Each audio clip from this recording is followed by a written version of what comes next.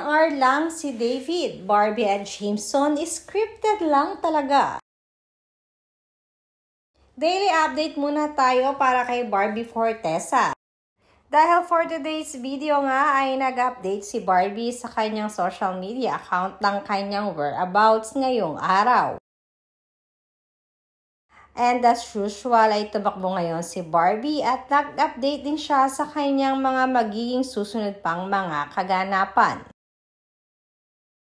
Isa pang pakakabangan natin ay ang pag-guest ni Barbie Fortesa sa YouTube channel ni Eugene Domingo at magkakaroon sila ng Netflix project.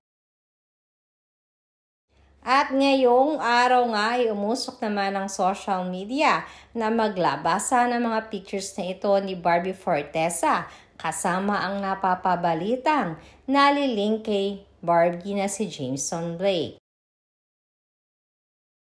Sinasabing sa picture na nagva-viral ay magkasama ang dalawa sa isang mall. Kaya naman umani kaagad ito ng napakaraming reaksyon galing na rin sa mga netizens at Barda fanatics. Madami kasi ang nagsasabi na ilang beses na din nagiging NR itong si David sa mga balitang ito. NR dahil secure naman di umano itong si David sa kung anong meron sila ni Barbie Fortesa. Isa pa ay sinasabing pang promotion lang di umano ang mga ito para kay Barbie at Jameson.